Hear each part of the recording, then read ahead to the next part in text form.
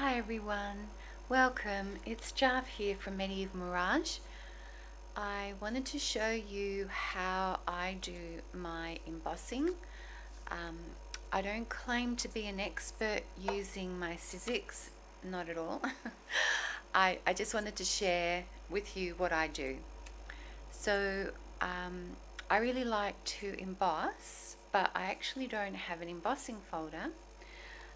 But I do have some really gorgeous stencils. The one that I'm going to be showing you today is this one. I'm really sorry, I couldn't even tell you where I got it from. It could be Prima or it could be something else. Maybe someone might be able to let us know in the comments below, and I appreciate that if you can. Yeah, so this is my go-to, and I'll show you the effects that I can get by so you can use your stencils. So for those that are new at all of this, you can use your stencils for stenciling, but you can also use them for embossing.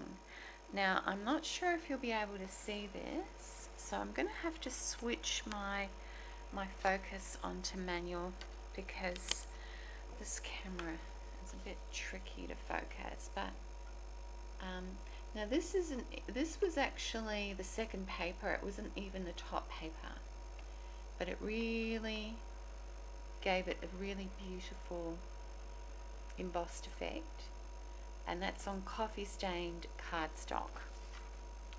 Okay, so this is a bit more subtle on the other side. I've actually got a bit of gold there. I've got to mention this to you now. So this isn't just the metallic paint I use. I use a number of different metallic gold paints, but I basically use gold metallic in nearly every project I do, only because I feel it gives it that antique historical feel.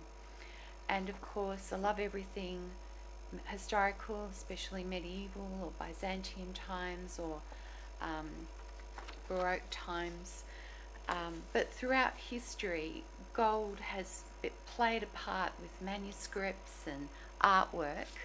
So I do use a lot of gold metallic sprays in my project. So I just wanted to tell you that. So this one here, sorry for knocking that, is again another very light one.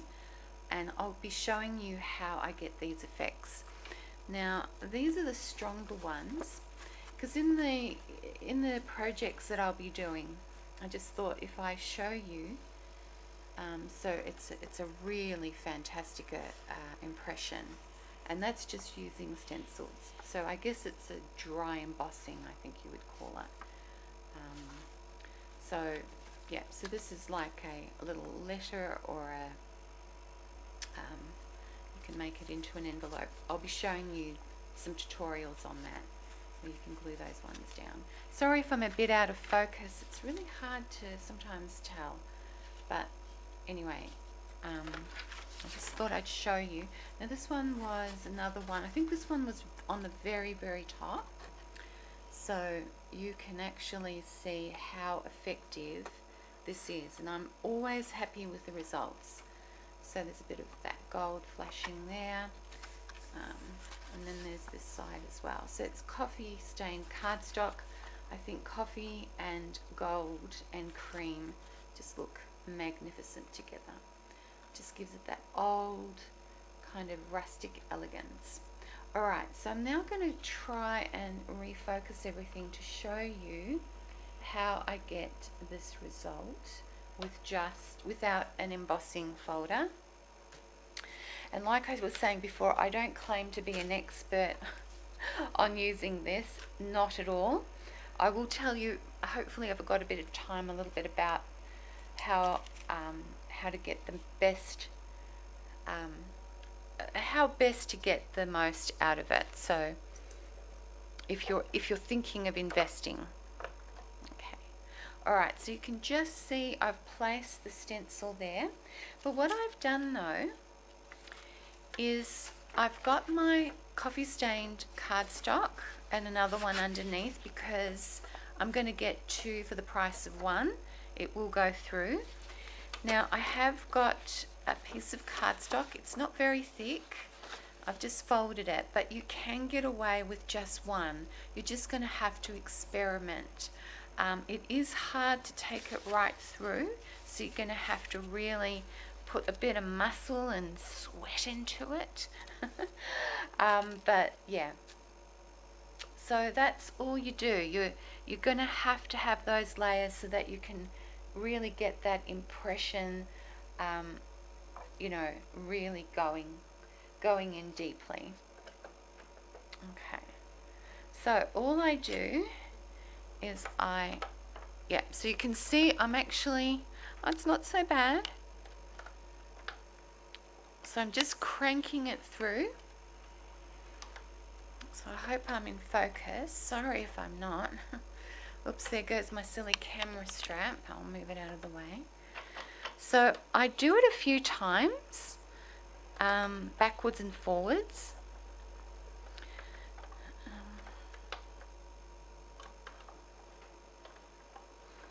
So maybe about 3 or 4 times. You might want to even go more.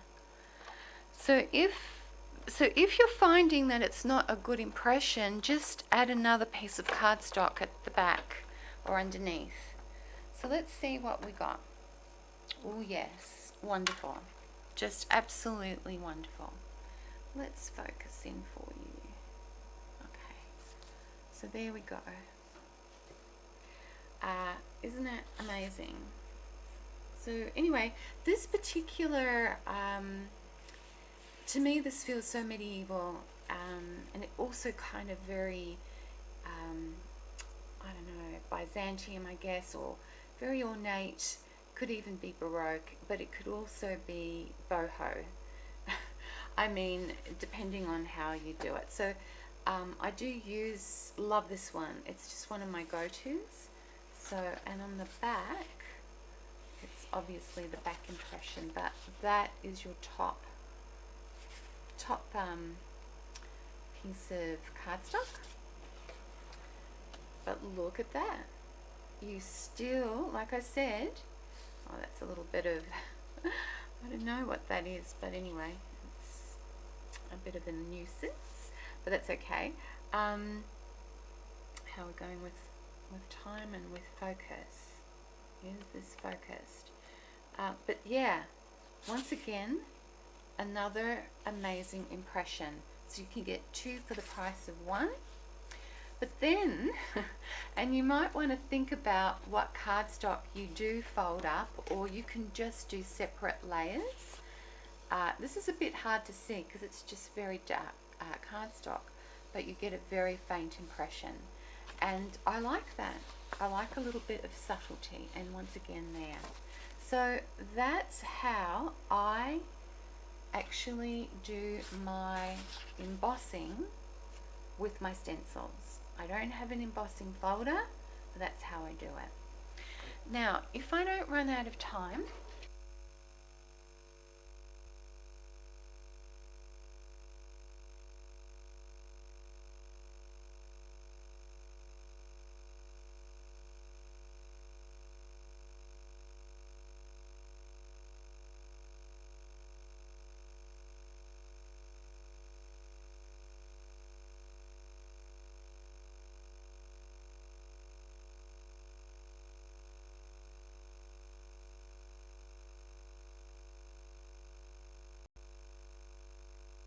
you don't have an embossing folder or something like that, you can use just your stencils to create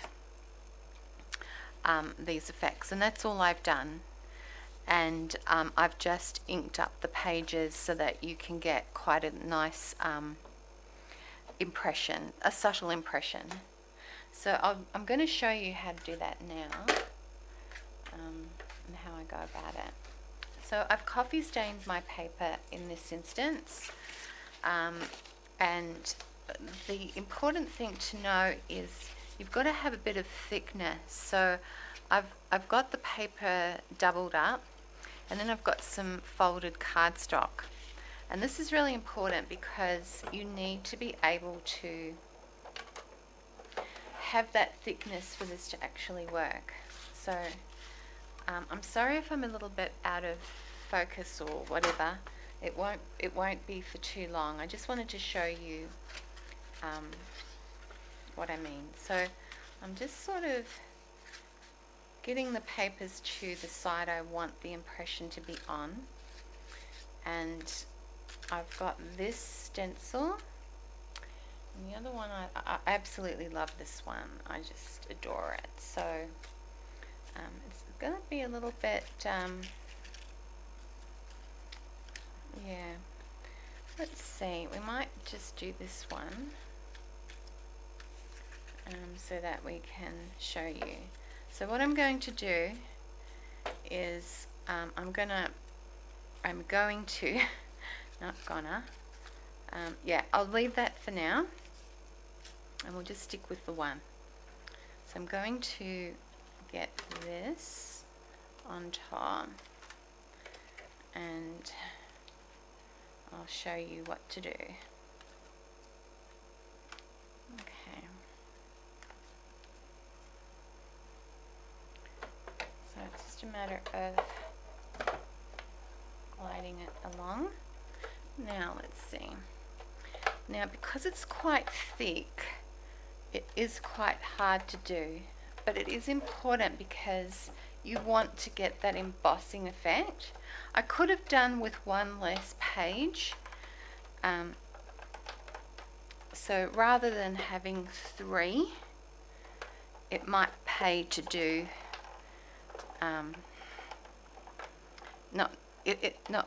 sorry, I'll say that again. My apologies. Okay, so that I'll just do this first. So I've just done it the once, backwards and forwards, and then I'm going to do it again, backwards and forwards. So that's twice, and just for good measure I'll do 3. Okay.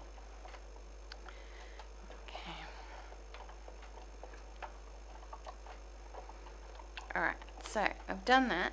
Now yeah, so you'll just have to judge. I did this with 4 pieces of paper and one of them was doubled, but if you feel that's just too much, just go for 3 papers because it might be a bit hard to sort of pull it through. But what's amazing is, can you see this?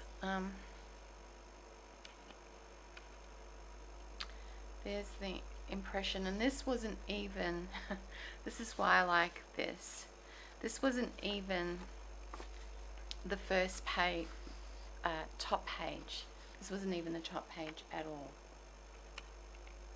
So that's what I absolutely love about doing it this way. You just get so much from your stencils. You can use your stencils for stenciling, but you can now use it like as embossing. So let's have a look at this one. And this one will be obviously even more intense. So there you go. Okay, so that to me is really exciting. Just using your stencils to emboss. Okay. Now there was another thing I wanted to say.